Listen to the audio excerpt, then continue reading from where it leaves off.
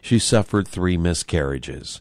And Wednesday's Powerball drawing, the numbers 23, 25, 47, 48, 50 with the Powerball of 24. The estimated jackpot, $144 million. Dean Mucho, NBC News Radio.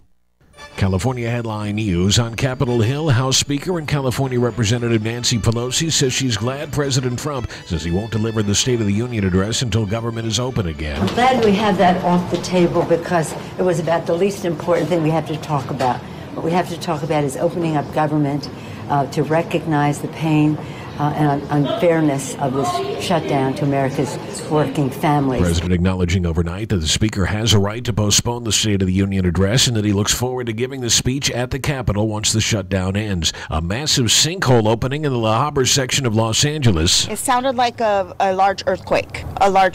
It was really loud. So I ran upstairs to check on my daughter. An underground flood channel apparently giving way overnight, and a green belt on top of it collapsed. That caused a tree to fall onto a condo. No one was hurt. PG&E responding to the U.S. judge's proposal to prevent the utilities equipment from causing wildfires, saying the plan would be too expensive. Jeff Scott, California News. At AT&T, we believe that access to affordable home internet brings incredible opportunities. Explore a digital world of possibilities and connect with family, friends, and the things that matter most. That's why there's access from AT&T. If you are a California resident and a member of your household participates in SNAP or receives SSI benefits, you may qualify for home internet at a discounted rate of $10 a month. No commitment, no deposit, no installation fee. Plus, get an in-home Wi-Fi gateway at no extra cost. Call 1-855-220-5211 or visit att.com/aware to learn more. SNAP refers to the Federal Supplemental Nutrition Assistance Program. SSI refers to the Federal Supplemental Security Income Program. Pricing excludes taxes and fees. Service will include a monthly data allowance depending on the type and speed of service you receive. If you exceed your monthly data plan allowance, you will be automatically charged $10 for each 50 gigabytes of data usage in excess of your data plan, even if less than 50 gigabytes is used. For details about data allowances, go to att.com/internet-usage. Wi-Fi enabled device required. Other restrictions apply.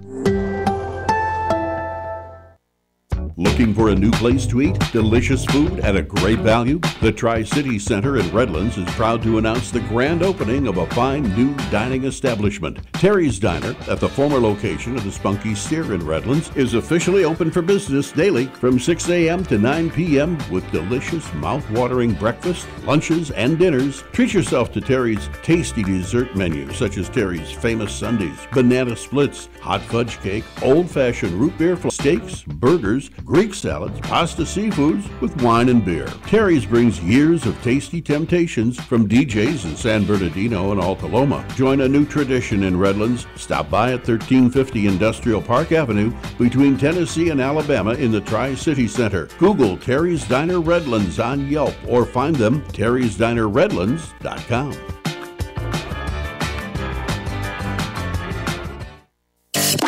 Express 106.5 FM, the #1 FM talk radio station in the Inland Empire. KCAA, the station that leaves no listener behind.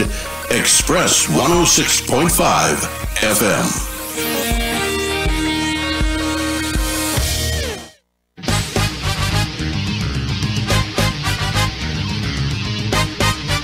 And now, ladies and gentlemen, it's time for the greatest real estate investment show ever.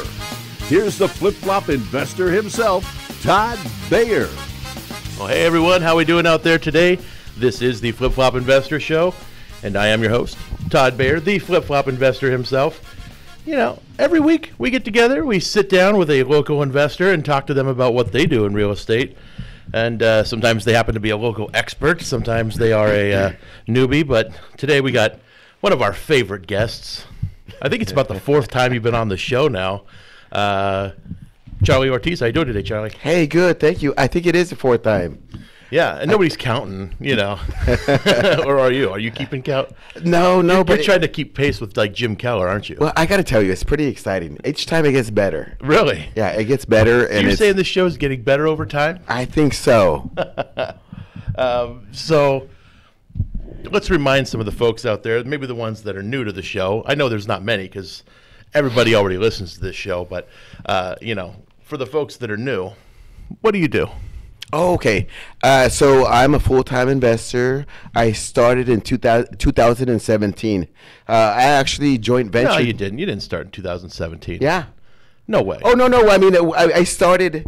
I mean, I think my career took off in 2017 full time. Right. I think everything prior to that was just trying to, become to really start making money at it. And so I really started, I'd like to say, in 2012. That's when I really started knocking on doors. Right. And that's what I was thinking. Okay. Said, yeah. So, I mean, a lot of times people, they won't really see the behind the scenes. They just see what they see today. Right. But if they could see 5 years ago or 6 years ago what that looked like, or 8 years ago, it was really tough. Right.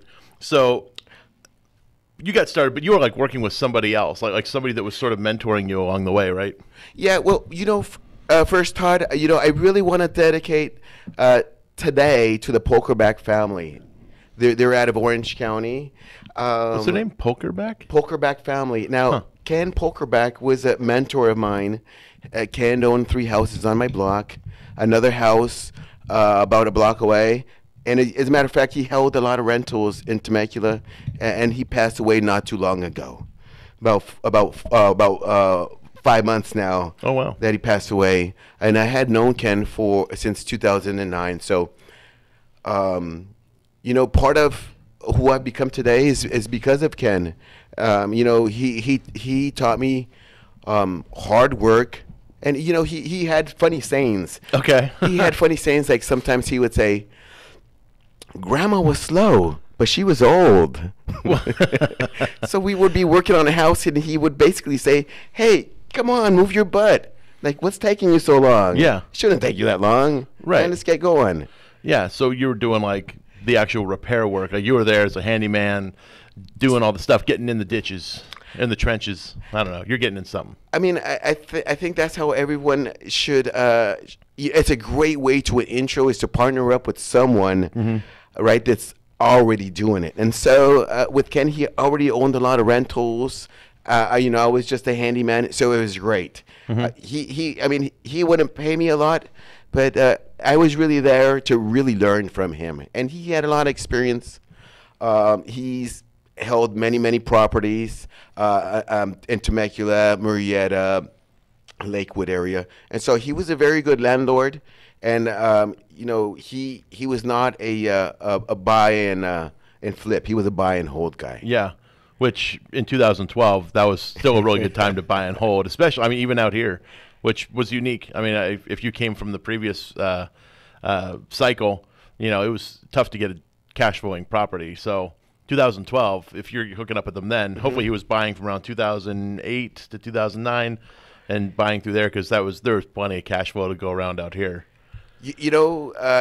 Ken would buy wherever it made when it really penciled, when it was a great deal. Yeah, his passion was working on the houses, and he felt like an artist. Okay, when after he was done, so it would take him sometimes 2 or 3 months, but he would renovate the whole house himself. Wow. And every morning he would do 100 push-ups and he would do 100 sit-ups all at once. Yes. That's pretty impressive. And then, up until, pretty much towards almost the end, I'd like to say that he kept the wheels going to the very end. Yeah.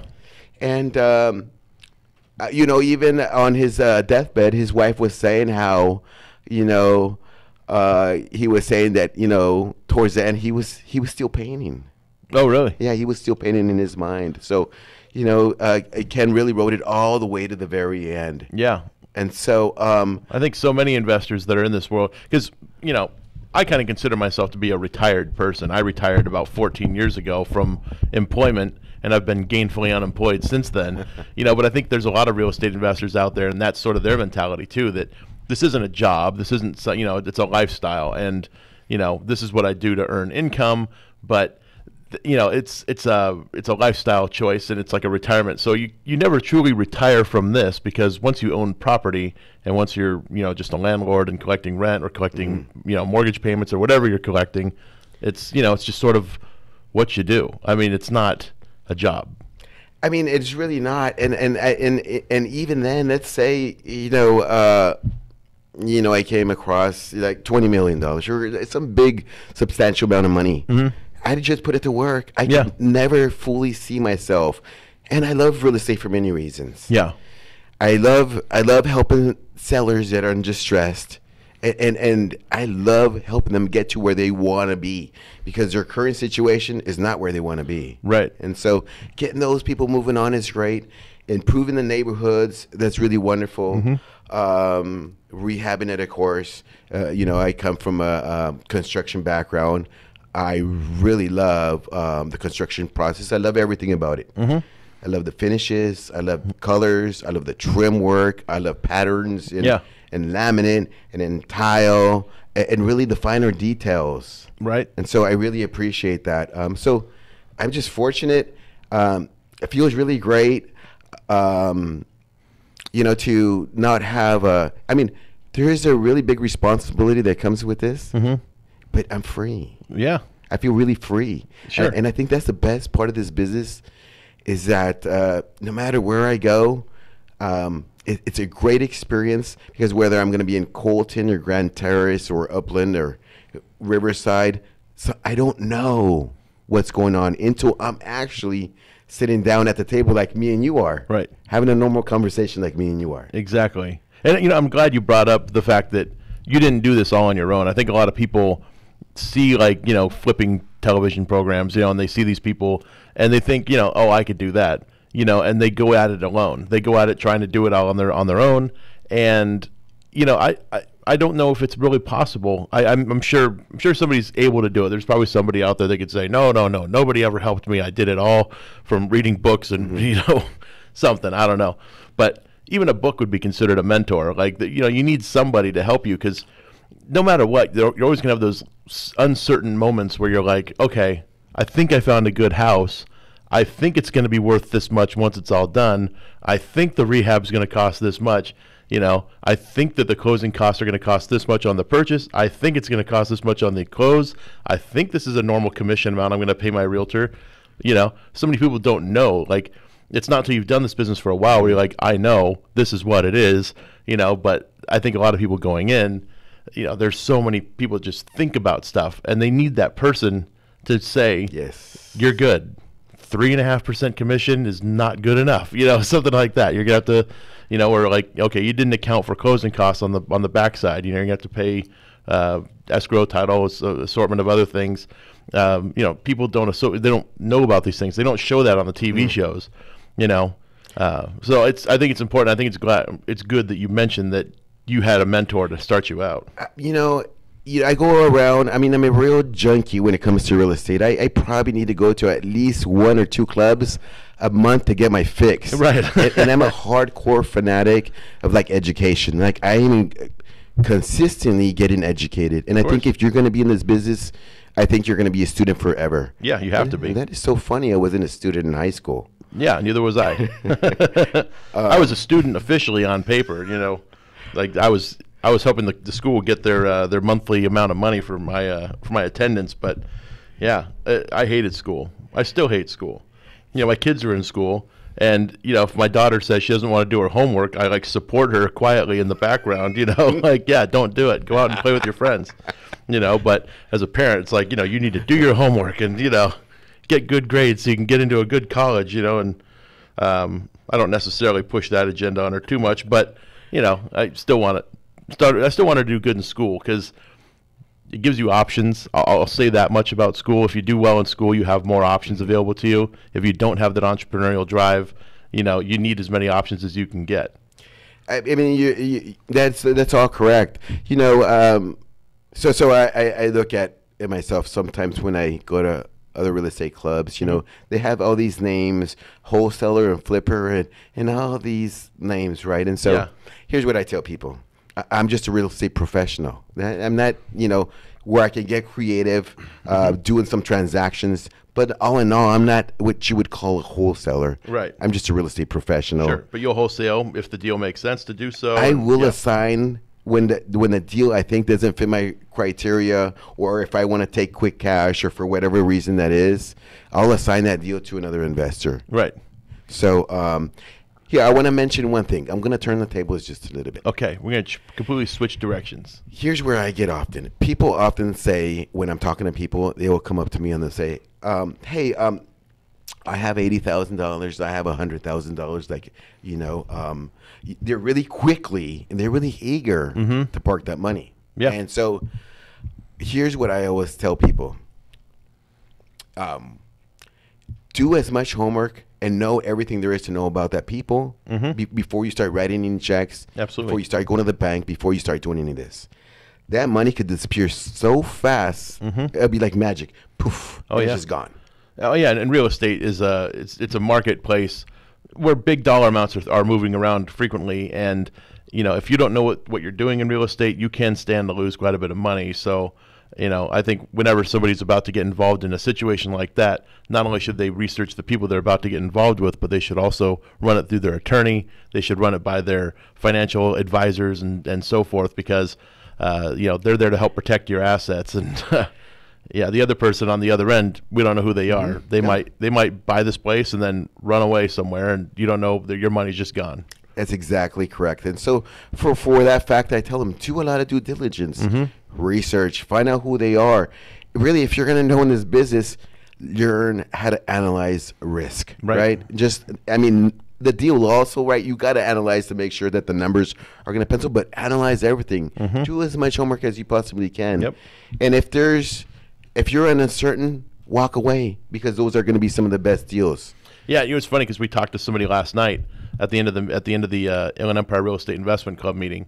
We talked to a couple of ladies that were looking to get into a property out of state, and we basically, me and Steven, threw a bunch of questions at them, and they had answers for some of them they didn't. But then they said something to me and to Steven was a red flag, which was non-refundable deposit is what the seller wanted.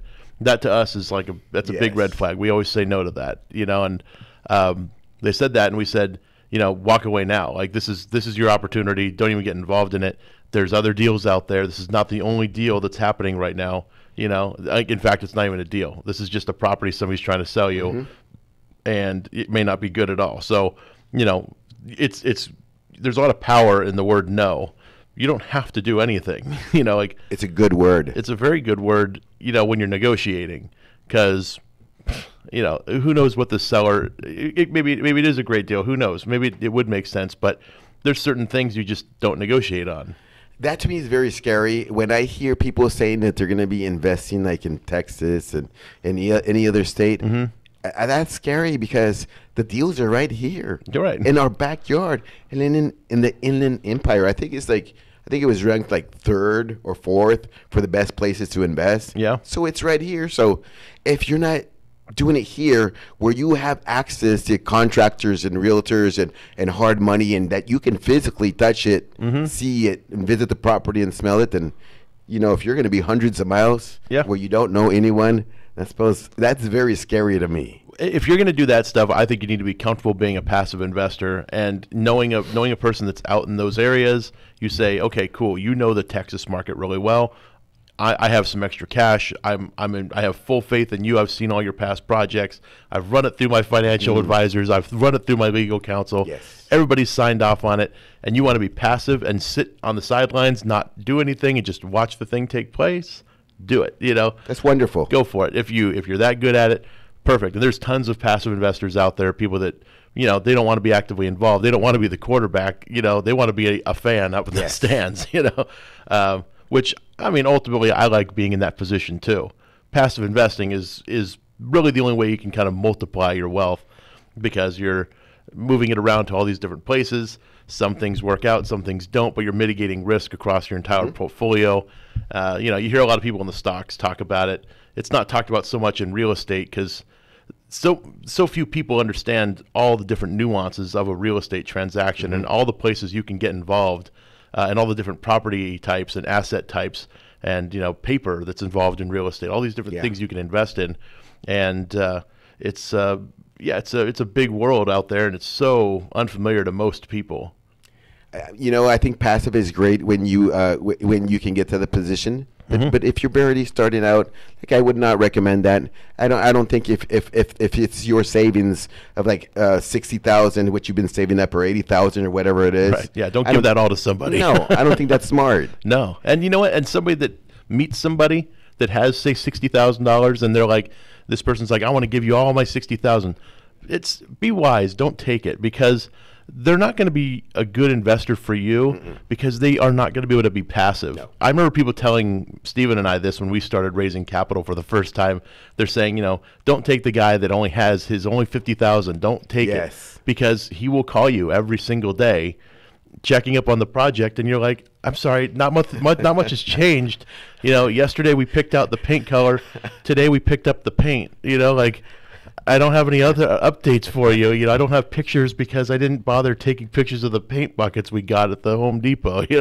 Or I don't think we've ever bought paint at the Home Depot, but you get my point.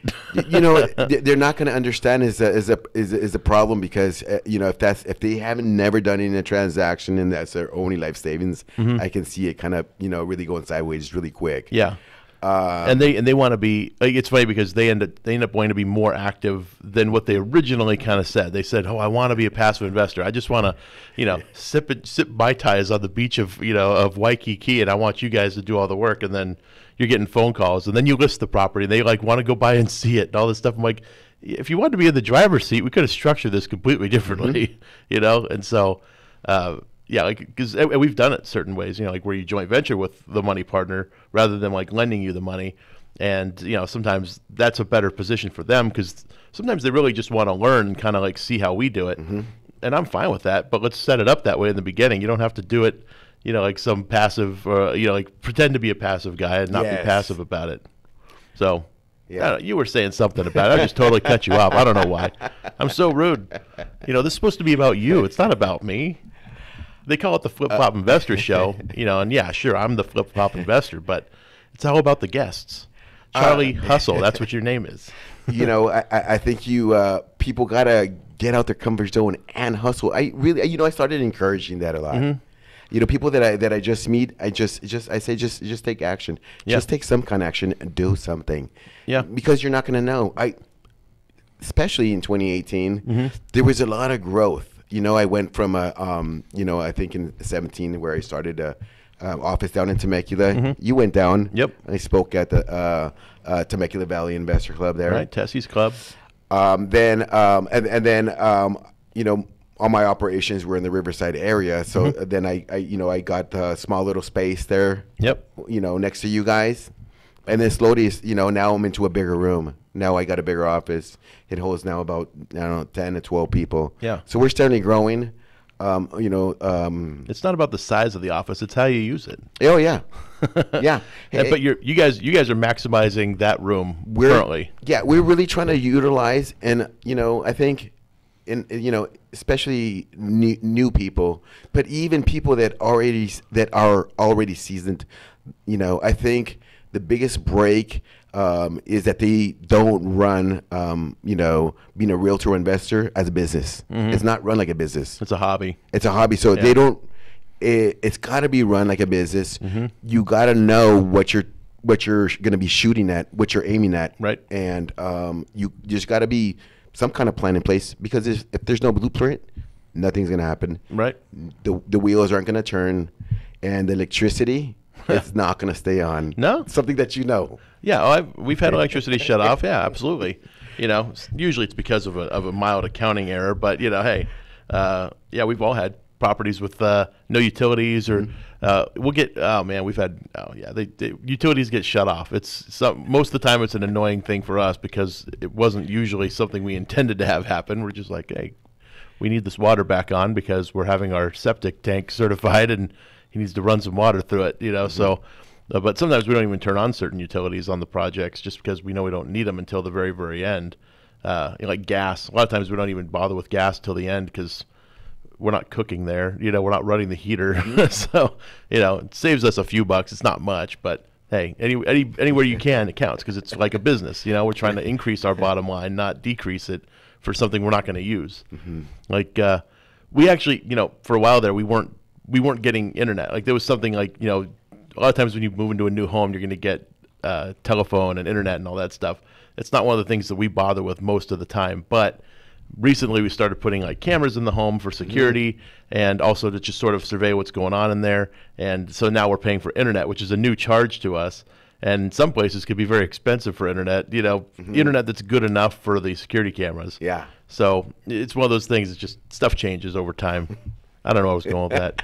I'm going to switch directions. Let's do it again. Let's switch directions. It is really fascinating to see you and Steven really grow. It's been really fascinating. I think I met you guys in 2015. Probably, yeah. Maybe even before that.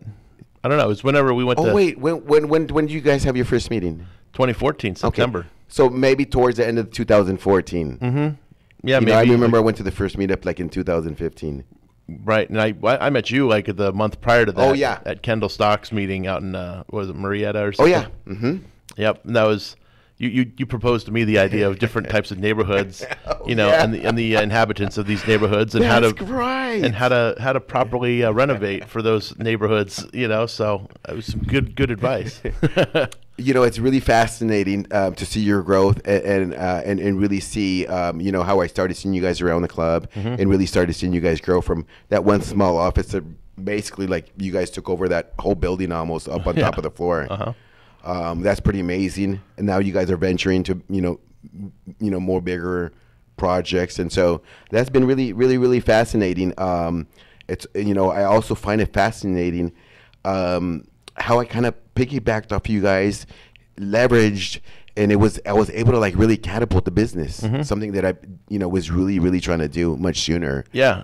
Well, you went through the accelerator program that we did through the Inland Empire Real Estate Investment Club, which we're not offering right now. We're not offering to do it at the moment. It's very time consuming. Plus, somebody just rented the office space that we used to do the accelerator in. So even if we wanted to, I don't know where we would do it. But the accelerator program was this thing where we brought a bunch of people in that were looking to do deals, and we treated it kind of like a fat camp where you pay a down payment, you say, here's $500 that I'm going to get a deal done somewhere between March and September, I think is when we did it, of 2016. And so, during that time, you have to get a deal. If you get a deal before the end of September, we give you your $500 back. But if you didn't get a deal, we got to keep it. And we don't really care about $500. Like we didn't do it so we could keep $500 from people. We really wanted to set the bar low enough where people would actually do it. But it had to be high enough to where it was something that if you lost it, you'd be like, I lost $500 because I didn't put in the work. So it was basically like we had people come in and speak, talk to you about different elements of the real estate world. And, we had little field trips. We had parts where we would break down a phone call somebody would make live on the, in front of everybody, where they're calling an actual seller and negotiating a deal right there on the spot. So it was a lot of good hands-on training. And, you were one of the people that emerged from it as a leader, and you came out of it, I think, 2 deals by the time we were over with. They were great deals. They were great deals. They were really awesome. Yes, they were. Probably the highest ROI you guys have had, I think, right? No, but close. Oh. We've had some really amazing deals too.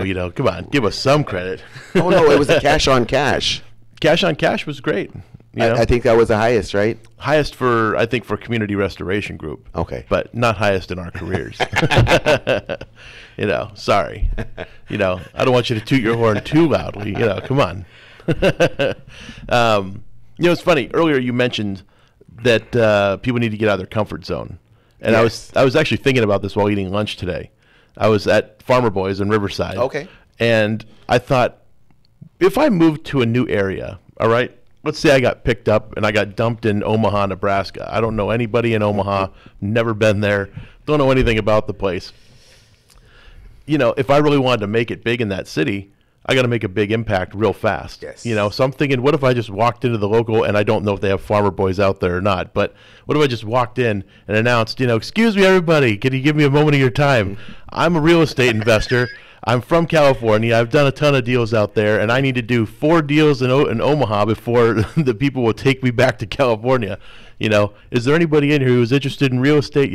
There's a way you could maybe make a splash, but for a lot of people, it would be extremely difficult for them to get in front of a fast food restaurant audience, or really any audience, and make an announcement like that.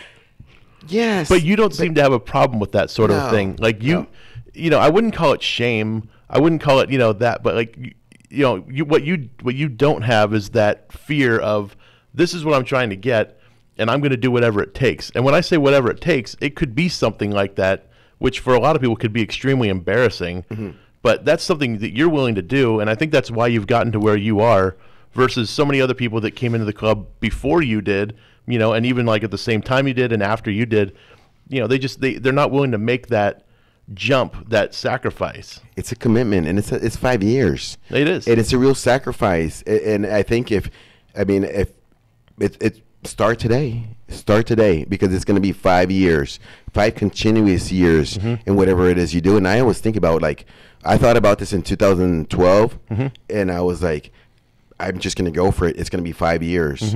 And so I knew that it was possible, and I knew for a fact that it was going to happen.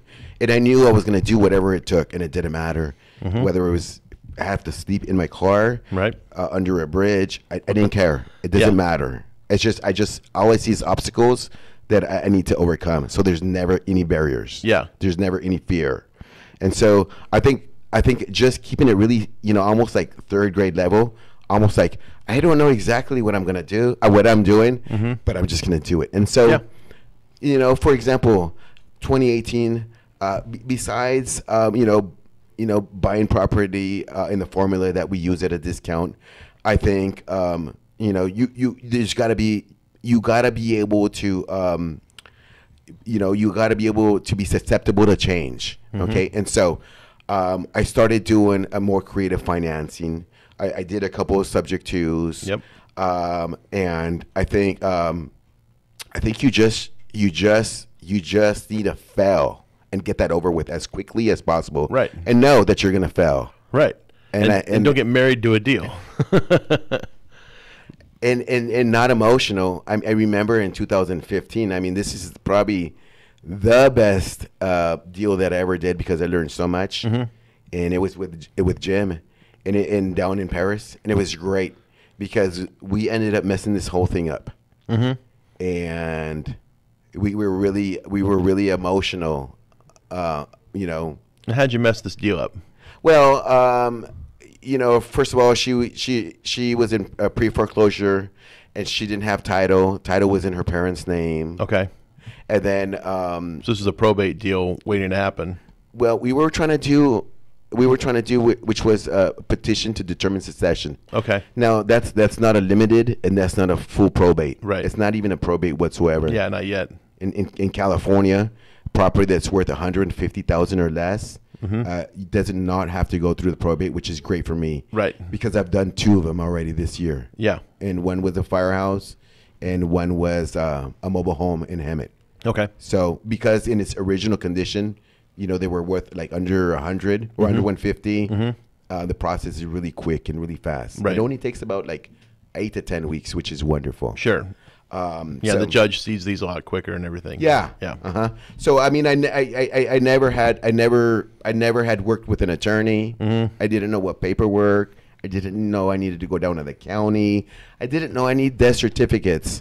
I didn't know that they needed to do a family tree. Right. I didn't know none of this stuff. I had no idea. Yeah. I didn't know I was going to be running around like a transaction coordinator. Right. I didn't know I'd have to call notaries. None of this. And so you really get out of your comfort zone. So let's back up real fast. So when you first get this deal, the heir apparent, this girl who seems to be the heir of this property or this estate, you're talking to her as she's trying to sell the property. She's not in foreclosure, but the previous owner, I'm sure, who they had the mortgage in place. The deceased. There you go. So she was not paying the mortgage for the deceased, and so therefore it was going to go in foreclosure. This is the lender's right, because if you're not going to hold up your end of the bargain, they get to do their end of the bargain, which is foreclose on the property, take it back, do what they need to do to sell it, and hopefully recoup some of their capital. But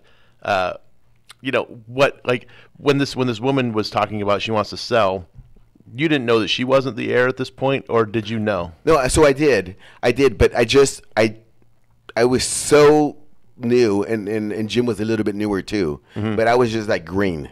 Yeah. And so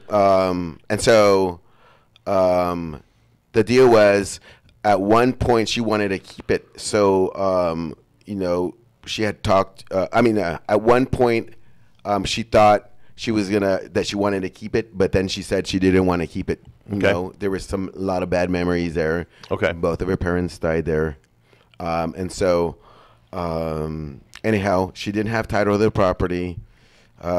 She went into notice of default. 3 months after you stop making the payments, you're going to go into notice of default. Right. And then quickly, because she didn't have title of the property, the property quickly, after like 4 months, quickly escalated to notice of trustee sale.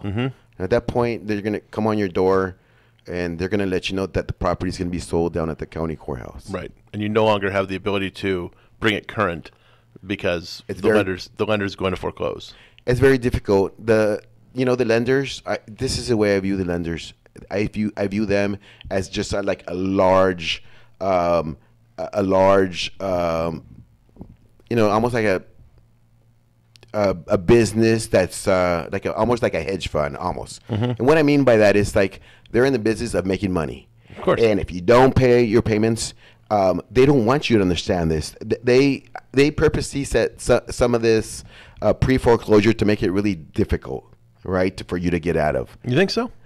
I think some of the paperwork, I will speak for loan modifications. Okay. For loan modifications, typically you have 30 days, fill it out and get it back. But a lot of times, they're going to be asking you for more paperwork. And what happens is they're going to contact you probably like on the 28th day. And this is what I see regularly.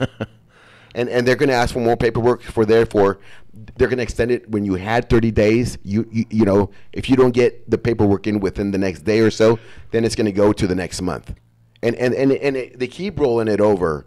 Until they're collecting fees during that time. Exactly, and that's how they make money. But it also, this depends on what kind of a market you're into. Because if you're talking 2008, when properties were on the decline, loan modifications, they weren't trying to string those things out. In fact, most places didn't even know what a loan modification was, and there wasn't even a department set up for this. That's right. I think it all started like around the loan mod stuff, like around 8, 9, 10, would you say? Around 8 or 9. There was a piece of legislation passed which made it so that banks sort of had to offer this as a solution or an option. It was part of the bank bailout and all that stuff that we had back in 2008. And so they started offering it, and they had to put together these I can't think of the name, asset something department that they all had. Oh yeah. The asset manager? No, not well. The asset manager was the person that manages each one of the assets, but the department itself had a different name. Oh my God, why am I blanking on this? It's probably because I haven't dealt with an actual pre-foreclosure in a while. But it was basically just they handled dispositions where they were going to be at a loss. Okay. Gosh, why can't I remember the name? That's so funny. But since you're talking about that, Obama also did he extended the foreclosures. Was that Keep Your Home California? Yep. The property just ended over the summer. That was Jerry Davis, I think. Oh, was it? I think so. Okay. Was it Schwarzenegger? I can't remember. Which governor was in place, but that was a California thing. The Keep Your Home California. Same thing, and they put that loan in place. It was a loan modification program. It starts with an H, I think. I don't know, but you mean HAMP, Home Affordable Modification Program? That's the federal one. Okay. There was a California version of it too. I want to say it was like the CAMP or something like that. I can't remember. Somebody out there is cringing right now, thinking why doesn't this guy know this? You want to know why? It's because I didn't really do any of them. I never actually did any of these. I had people tell me about them. That's why I don't know. So. Never be afraid to admit you don't know something. That was hard for me in the beginning, believe it or not. Yeah. Because you don't want to sound stupid. No, but what the great thing is? It's the people that, the people that are on my team that are, that are out there setting appointments, that's what I did. Yeah. That's where you're going to learn. And so, for example, Miguel. Yeah. Miguel is an entrepreneur, go-getter, take massive action type of guy. Yeah. And if you don't have that attitude, it's not going to happen. Right. You got to want it so much. It's almost like you're sick and tired of your current situation that you said, that's it. Something's got to change, and it's going to change today. Yeah. And I think once you decide that you're going to change, that will happen. It will. And if anybody's interested, you can check out the interview I did with Miguel last week. It was a good interview. We actually had a really good time. Check it out. We have it on YouTube. You can also go to the KCAA radio website and look it up there under the podcast for the Flip Flop Investor Show. It's definitely worth a listen. I enjoyed it. It was a good time. Then he and I went out to a meeting right afterwards out in Pasadena, and did some more networking there. That was a late night. It was a long day. I don't know. I think I caught up with you guys. I think we ended up at In-N-Out, or like around midnight or something. Something like that. Yeah. It was. Sometimes it's nice to have a late night bite with some other friends. It was great. As a matter of fact, I didn't know that Danny had. He's got like 3 projects going down in the Altadena. Thank you. Yep. Altadena, Pasadena area, and so. I spent the night at Pasadena. Oh, okay. I mean, I didn't want to drive all the way back to Temecula. Yeah. And it was great. The next day was my birthday, and I went out to go look at Dennis' projects. I was super into heaven. Oh yeah. Danny's amazing. He's got like some great projects. Have you ever been to one of his job sites? Oh, I met Danny at the Accelerator. Yeah. And, before we started Accelerator, I was still, using the hammer. Right. Well, I knew he was a GC, and he had more experience than I did on structural. So in Temecula, I was like, "Hey, man, I was wondering, could you come look at something? It's a shear wall, and we want to take it out." Okay. So it was great. We went out. He took a look at it.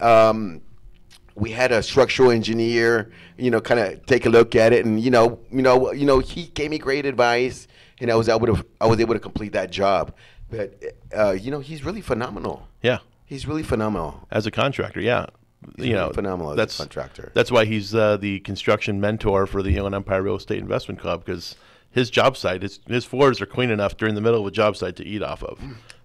I really love walking jobs with other GCs like him, because I really like the very small details, very very small details. Like if you put in a new pre-hung door, I want to see the casing like an 1/8 of an inch all around, and I want give me a 45-degree cut, please. And then please really do caulk it and really fill in everything.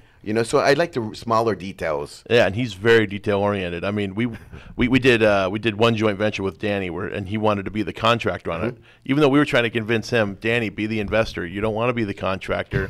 But he's saying nobody can do it like me. And we're like, yeah, sure. I'll bet. But it's true. Nobody can do it like him, and he did a great job. But he's still got to figure out a way to delegate and get out of that mindset. Yes. Because he's going to limit himself, and so we've had conversations about it.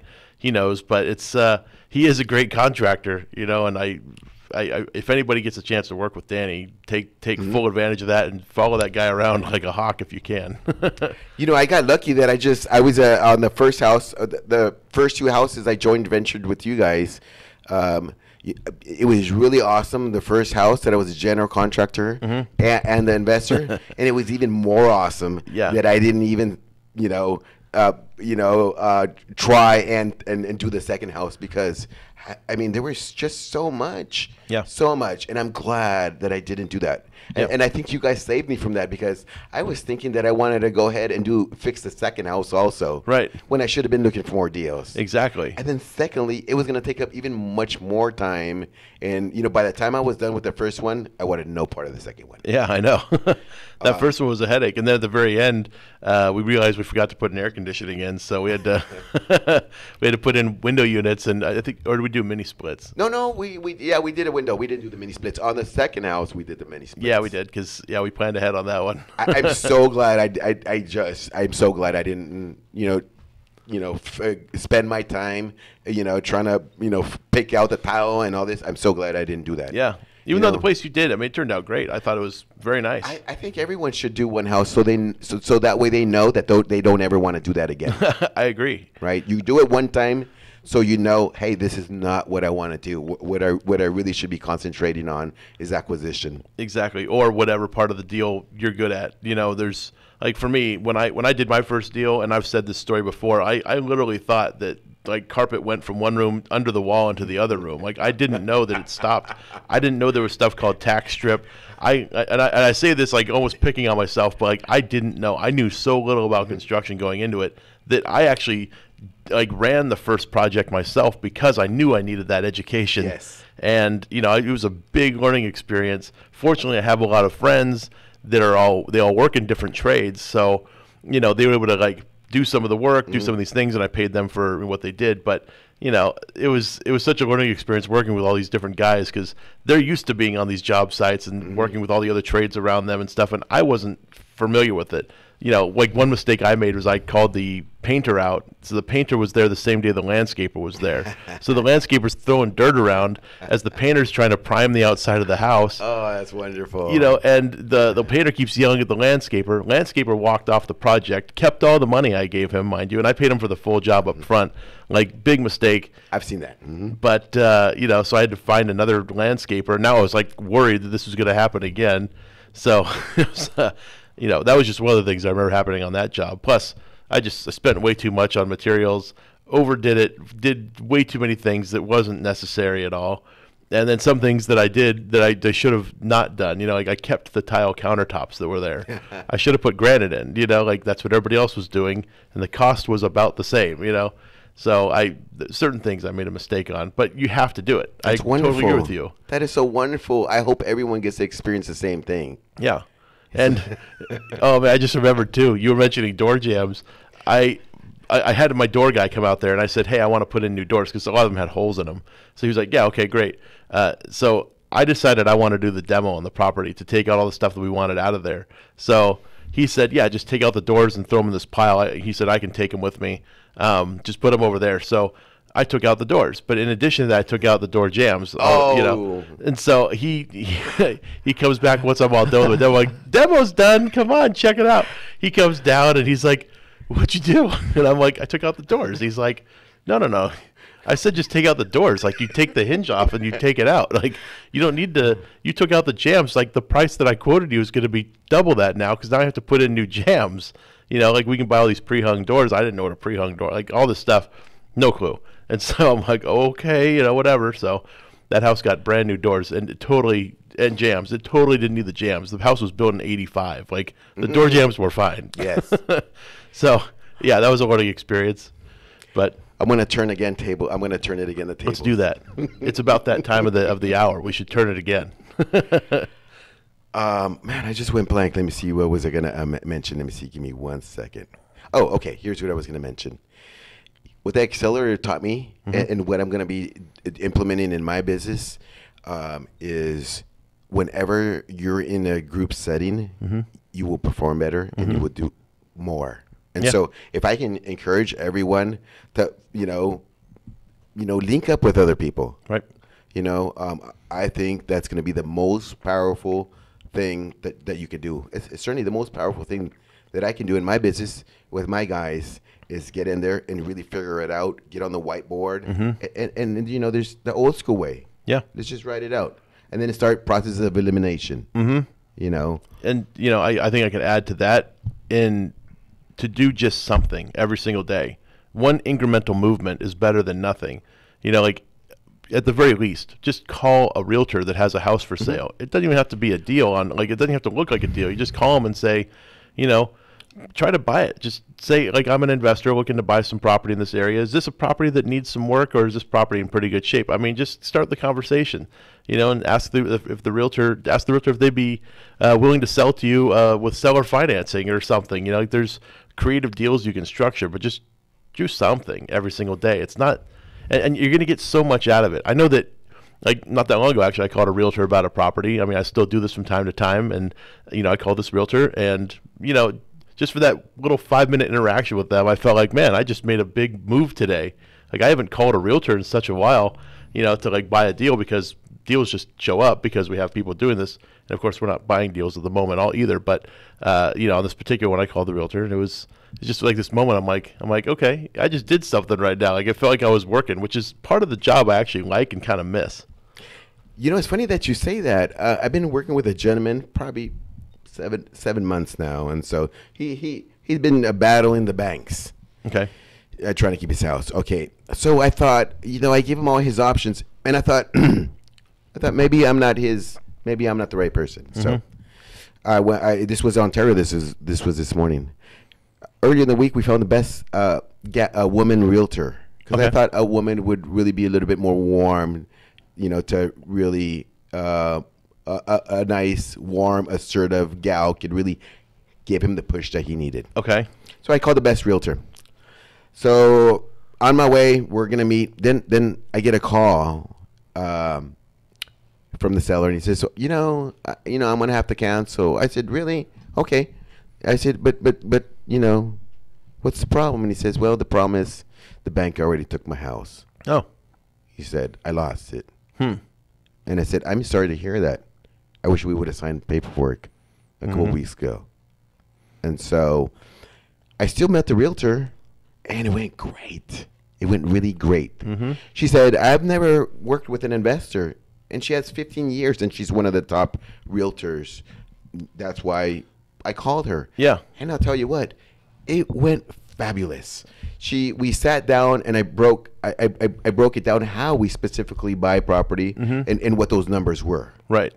And I just built another relationship, another avenue, another deal source, and that's really what you need in this business. Absolutely. Yeah, you need multiple people out there looking for deals for you, because I know you've done mailers. You send out. I continue to do mailers, and you continue to. Yeah, I know, because we always get the. Oh yeah, that's right. We always get the returns, but so you send them out, but you have to send out like thousands of these things. I mean, you do. I send out about 1,000 a week. Yeah. So and based upon 1,000 a week, if you're sticking to the typical numbers, it's like 1,000 will yield 10 phone calls, and of those 10 phone calls, you're going to write maybe 5 offers, 6 offers out of those 10. Yeah, something like that. But sometimes numbers are a little bit lower. Sometimes they're a little bit higher. Sure.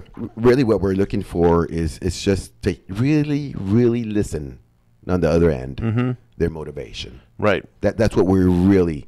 And then so I think, there's a big strategy to buying, through mailers. Mailers are not cheap. They can tell you about. If you're going to send about 4,000 mailers or so, you're going to spend about $5,000 just on about 4,000 mailers. I think you're about.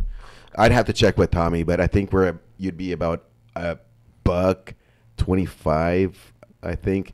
And so now that's exactly what it is. And now we're really key PIs, key performance indicators, KPIs. So what we really want to do now is really start tracking, right? Almost like reverse engineer it. Of course, yeah. You want to know how your marketing things are performing. Yeah, and that's it's a vital thing. But that's acting like a business. If you're acting it like a hobby, you're gonna send out these mailers and occasionally answer the phone call when you're not busy doing other stuff, and you may never get a deal. It's a business, and like I said, the great thing is this. The great thing is, I'm still I'm an amateur, but I am a professional. Right.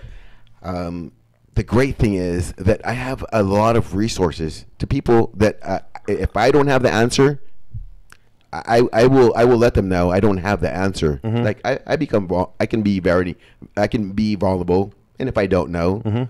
But I have a lot of resources. If I didn't know, that I could pick the phone up with people that have been in the business many, many years. You're one of them. Oh. So it's Steven and many other guys that have been in the business in a long time. And so, which is really great and is really wonderful. It's a great sense of feeling for me to be out today and yesterday and what will be tomorrow. Yeah. I feel like really free to do. But with a big sense of responsibility. Oh, of course. Yeah. But I feel free to go wherever I want now. If I didn't want to come in tomorrow, I don't have to. Yeah. If I don't want to come in tomorrow, I don't have to. I don't have to come in all week or a month. No, I wouldn't do that. Of course not. But I have that choice. Yeah. And I think that's liberating. Just to know that if I didn't want to come in for a week, that I could really do that. Yeah. And but so eventually the wheel stops turning, because you still wear hats within the organization.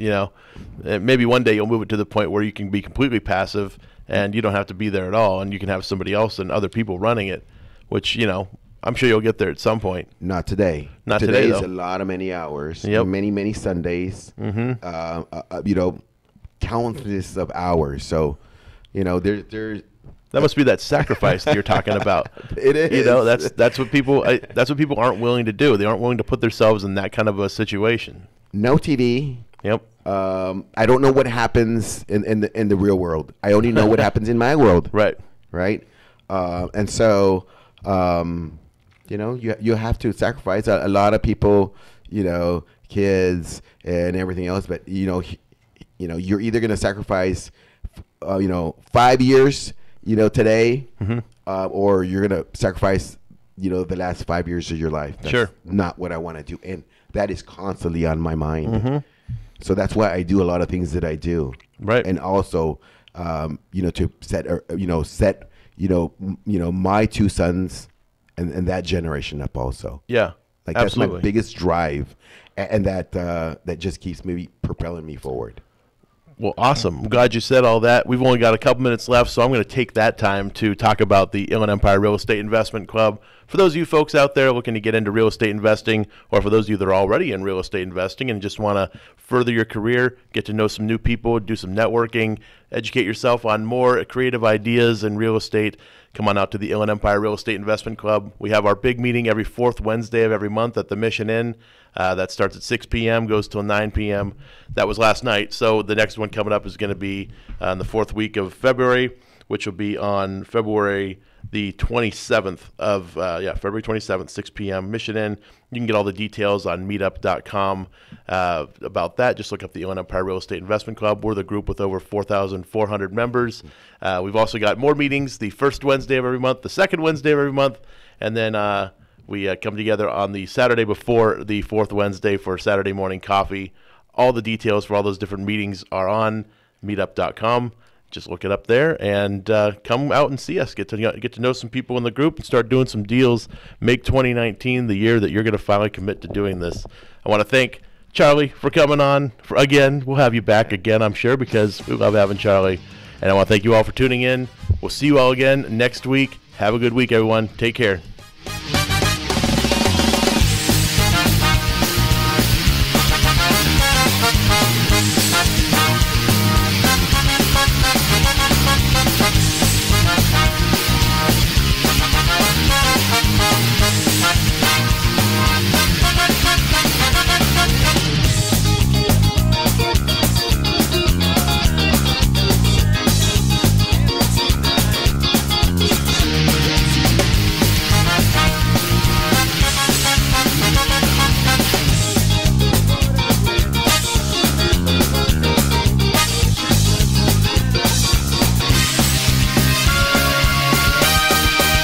KCAA Loma Linda, 1050 AM, 106.5 FM, and now 102.3 FM.